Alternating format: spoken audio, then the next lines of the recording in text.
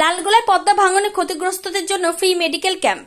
লালগোলা পদ্মা ভাঙন প্রতিরোধ কমিটির উদ্যোগে এবং বহরমপুর লায়ন্স ক্লাবের সহযোগিতায় পদ্মা নদীর ভাঙনে ক্ষতিগ্রস্ত শতাধিক পরিবারের জন্য আজ ফ্রি মেডিকেল ক্যাম্প ও ওষুধ বিতরণ কর্মসূচি অনুষ্ঠিত হয়। শেখালিপুর হাইস্কুল ও তারানগর ত্রাণ কেন্দ্রে আয়োজিত এই স্বাস্থ্য শিবিরে স্থানীয় চিকিৎসক দল, সমাজকর্মী ও স্বেচ্ছাসেবীরা তাদের সেবা প্রদান করেন। গত কয়েক মাস ধরে পদ্মা নদীর লাগাতার ভাঙনের শিকার হয়ে লালগোলা এবং তারানগর এলাকার একাধিক গ্রাম নদী গর্ভে বিলীন হয়ে গেছে।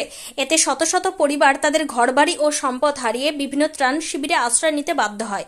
এমন সংকটময় মুহূর্তে তাদের পাশে দাঁড়াতে এই চিকিৎসা শিবিরের আয়োজন করা হয়।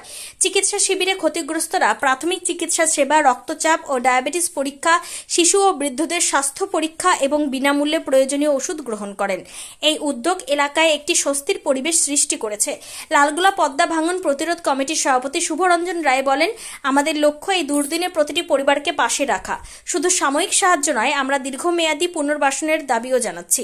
স্থানীয় বাসিন্দারা জানান, দুর্যোগপূর্ণ এই সময় এমন মানবিক উদ্যোগ তাদের জন্য একটি বড় সংবেদনশীল সহায়তা হিসেবে কাজ করেছে। ভাঙনে বিধ্বস্ত মানুষজন দুর্দশার মধ্যে আছে, চরম দুর্দশায় আছে। আমরা বহরমপুর লায়ন্স ক্লাবের সহায়তায় পদ্মা ভাঙন প্রতিরোধ কমিটি, আমাদের অনেকে লায়ন্স ক্লাবেরও মেম্বার আছি, তারা এইখানে আজকে ডাক্তার, অন্তত 7 জন ডাক্তার, তার মধ্যে ডিএম ডাক্তারও আছেন, লালগোলার সব ডাক্তাররা ওষুধ দিয়ে সাহায্য করেছেন। আমরা তাদেরকে চিকিৎসা করে ওষুধ দিচ্ছি আজকে ফ্রি অফ কস্টে, একবারে ফ্রি অফ কস্টে ওষুধ দিচ্ছি। 3 দিন 6 দিন যেমন ডাক্তারবাবুরা লিখছেন সেইভাবেই দিচ্ছি। এখানে ওখানের ক্যাম্পে আমরা করলাম, দুটো জায়গায় আছে। হ্যাঁ, শেখালিপুর ক্যাম্পে করলাম ঘন্টা 2।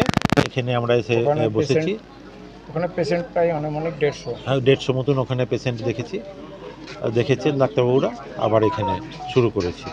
এখান থেকে 22টা আপাতত হয়েছে। দেখো, আমার নাম আমি শুভরঞ্জন রায়।